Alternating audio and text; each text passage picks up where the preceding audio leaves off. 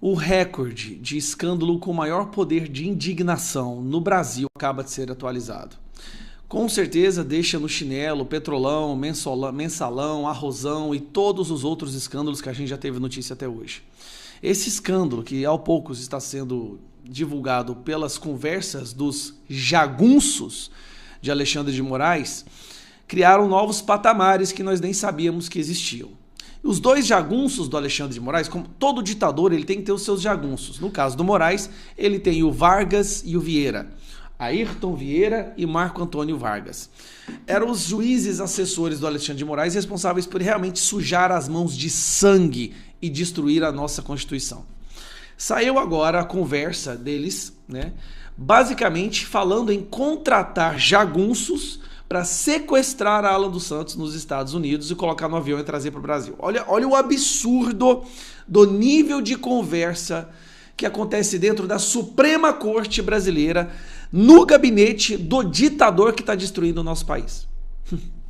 Não é impeachment que a gente tem que pedir mais, agora é prisão. E não só prisão do Alexandre de Moraes, a prisão de Vargas e Vieira. A matéria saiu aqui, ó, saiu na Folha, mas o Poder ele é melhor para esmiuçar as matérias, né? Mensagens indicam irritação da equipe de Moraes com a Interpol. Preste atenção que mesmo a notícia sendo absurdamente escandalosa, a imprensa tem medo de falar o que ela realmente é. Naquela primeira notícia, rito não formal. Mentira, estava falando em forjar provas e relatórios contra os perseguidos políticos. Aqui, eles não estão falando em... Eles não falam claramente que o que eles estavam discutindo era contratar jagunço para sequestrar o Alan dos Santos. Não. Mensagens indicam irritação da equipe de Moraes com a Interpol. Dá uma olhada aqui, ó. Aqui, se você quiser pausar, você pode ler toda a matéria. Eu vou ler apenas a parte das conversas que aconteceram entre Ayrton Vieira e Marco Antônio Vargas, né? Tudo isso da perseguição do Alan dos Santos, que foi o primeiro foragido político, o primeiro perseguido político que teve sua prisão decretada. Vai lá, peça para o Ayrton falar com a Polícia Federal sobre o alerta vermelho. O alerta vermelho é que eles queriam colocar o Alan dos Santos para ser preso pela Interpol e para ser extraditado nos Estados Unidos, né? Continuando, pegar a próxima aspas aqui, foragido, tal. Aqui, a próxima aspas. A questão do alerta vermelho é uma longa história, mas em resumo, é o seguinte... O pedido do alerta vermelho já foi feito há mais de um ano, só que ele está em Lyon, França, que é a sede da Interpol, e o pessoal de lá até agora não atendeu, simplesmente se recusou a pôr e de nada adiantaram os pedidos reiterados feitos pela Interpol aqui no Brasil, declarou. O que acontece? A Interpol jamais vai mandar prender uma pessoa por crime de opinião. A Interpol ainda não chegou nesse nível de totalitarismo venezuelano, tá? Conforme Vieira, o escritório da Interpol na França deu a entender, aí vem, ó, que a questão poderia ter viés político. Aqui o assessor do Moraes está falando claramente que a Interpol, um dos maiores sistemas de policiamento do mundo, de investigação, considera o que eles estavam fazendo com o Alan dos Santos um viés, perseguição política. Perseguição política. Nós estamos pedindo, eles não colocaram. Isso faz com que, aliás, o Alan dos Santos não fosse preso até agora. O escritório central da Interpol em Lyon não coloca o nome dele no alerta vermelho. E os Estados Unidos responderam ao pedido de extradição, não responderam, né, ao pedido de extradição, que já foi feito com base até na prisão preventiva dele decretada. A situação é essa. Aí o Vargas respondeu que nem iria responder ao ministro sobre a questão envolvendo a Interpol, pois Moraes deve saber bem dessa história.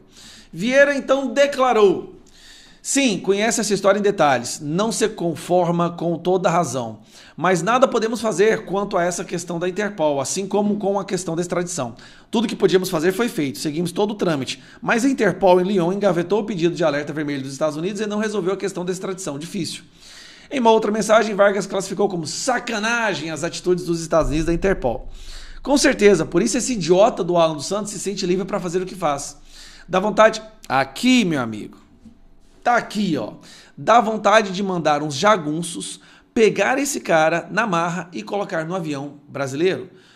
Aqui eles estão falando, os juízes da Suprema Corte, assessores auxiliares do ministro Alexandre de Moraes, estão falando que a vontade deles é cometer um crime.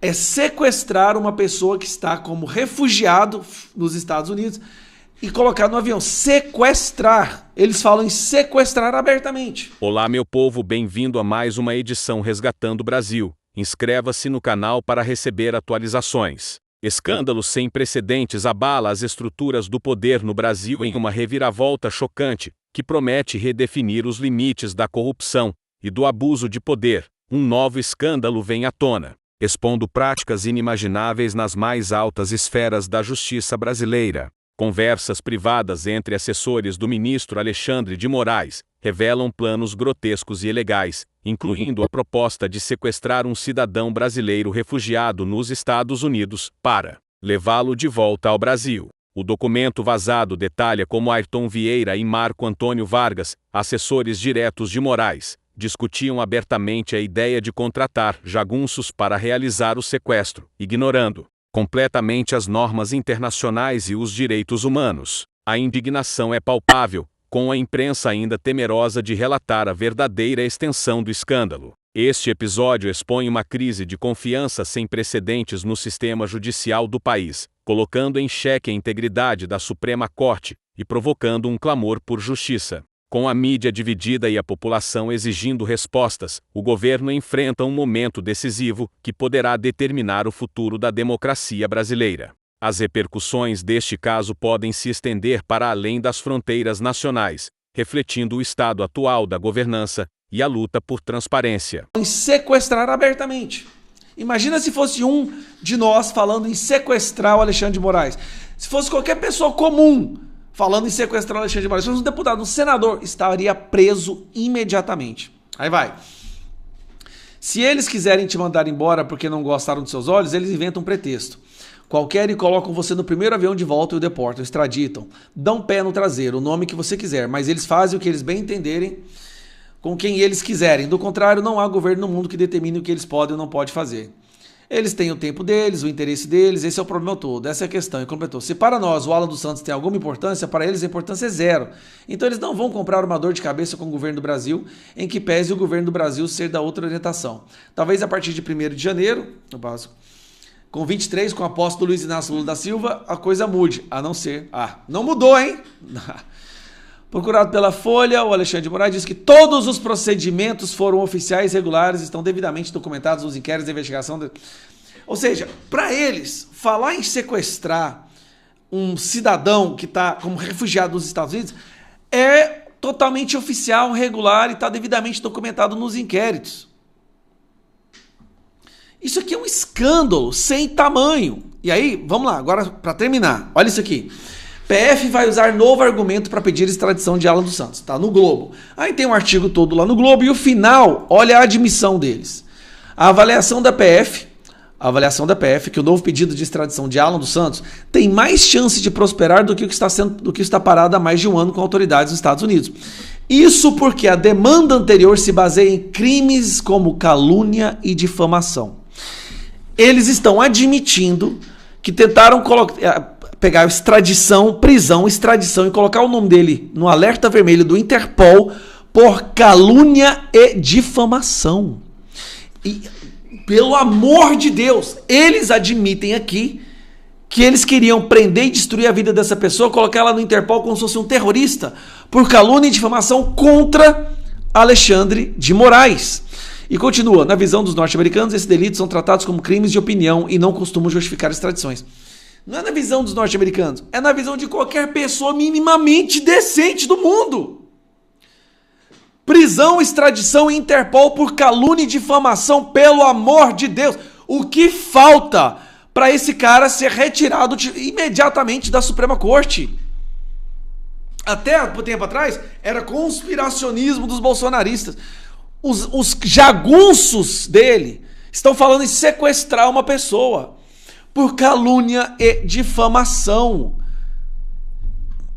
Deputado que não assinar o pedido de impeachment, mais uma vez, vou falar mais uma vez para todo mundo ir lá. Tá aqui, o abaixo assinado. Fale com todo mundo para assinar esse abaixo assinado, gente. Já temos que chegar, estamos em 700 mil. Temos que chegar em 5 milhões.